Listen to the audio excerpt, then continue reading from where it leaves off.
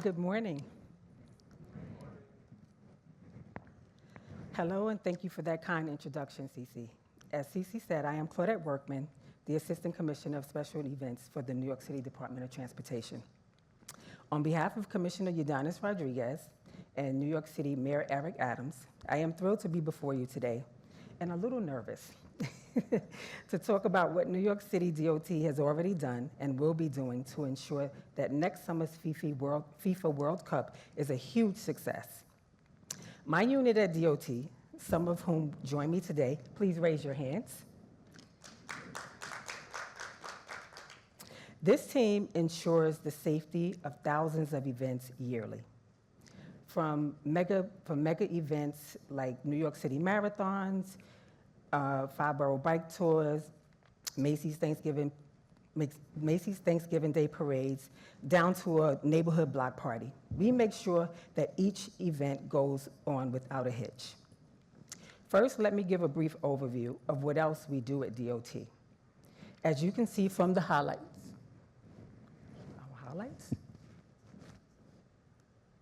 there we go.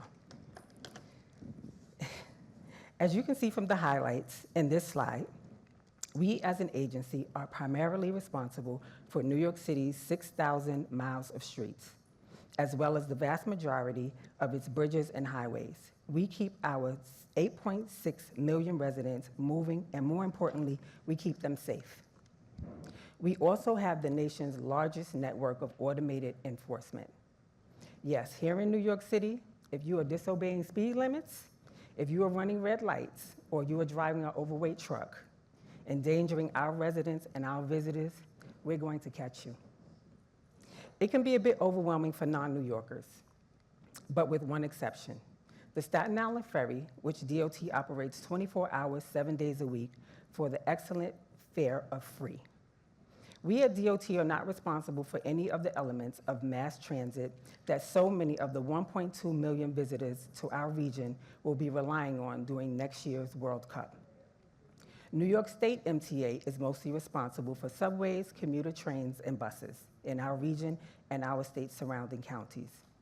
We can also expect Amtrak and especially New Jersey Transit will also play a big role in moving fans between our city and the World Cup Stadium site at the New Jersey Meadowlands.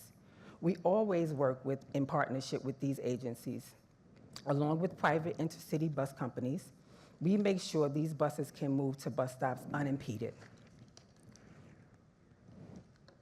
Now, on to what we have already done, which to be honest is quite a lot.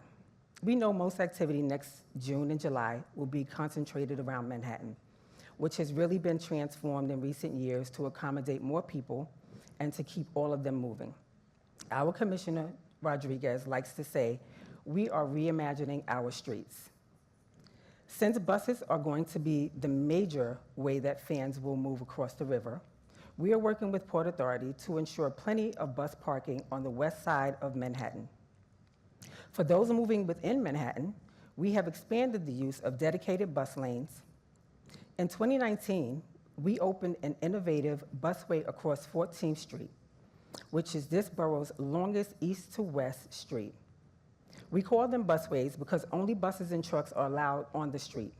Any car on the street can travel for 1 block, and then they are required to make the next right turn. And if you missed it, Mayor Adams last month announced exciting news that by next summer, we will have in place a brand new and similar busway across 34th Street, which will speed buses on one of Midtown's busiest streets. We expect the MTA's subways will remain the major way that fans will get around the city. However, a great summer alternative to get around Manhattan is by bicycle. We have installed protected bike lanes along most north-south avenues in Manhattan, including right outside the Hilton here on 6th Avenue.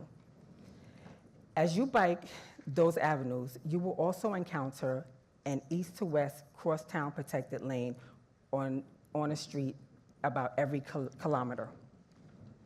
City Bike is by far North America's largest bike share, and it is a great option for out-of-town fans. City bikes currently carry 200,000 riders per day across half of our city, not only within Manhattan, but as a rule, here in Manhattan, you are generally never more than a half kilometer from a city bike station. You may have also heard one of the best ways that we have prepared for major Manhattan events.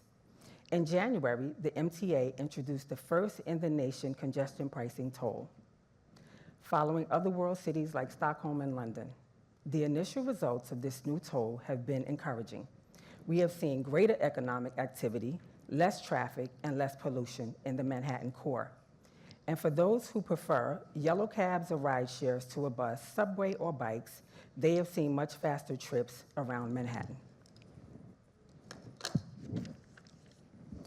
But even though it's easier to get around New York City currently, we want to make sure it's even easier next summer when we will have so many people, so many VVIPs and VIPs who will need to make the trek quickly.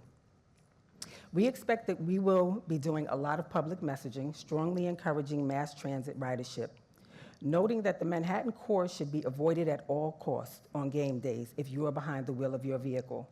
Lucky for us, most schools will be closed, with many New Yorkers out of town for summer breaks during this period. We always see some decline in traffic. With strong public messaging, we will get the word out to push that down even more. To get the word out, we expect to use message boards around the city using similar messaging. Those boards will warn both of general and specific street closures. And there will be a lot of street closures, coordinated by DOT and our partners at NYPD. Far too many for me to list here today. Let's just say, given that so many teams and heads of states will be staying in Midtown Manhattan hotels, we already have planned an extensive network of closures and quick routes to and from the Lincoln Tunnel. For example, during the tournament, DOT and NYPD already have established that 42nd Street will serve as an express corridor for buses with a cone-protected curbside lane to and from the Lincoln Tunnel. And finally, I want to finish on what will probably be the most exciting part of the FIFA World Cup for most fans within our city. And that is our preparation for at least 4 outdoor Fan Fest sites in 3 different boroughs. We know the big 40-day Fan Fest will be on the other side of the river. However, we expect our own huge turnouts to watch the free games in public. Free games just won't be playing in every bar and restaurant in our city. We have already announced that many games will be broadcast on giant screens in Rockefeller Center in Midtown, on the lawn of Brooklyn Bridge Park, and at Arthur Ashe Stadium in Queens. And the final itself, on Sunday, July 19th, will come to screens on the Great Lawn in the iconic Central Park, which has never hosted a broadcast like this.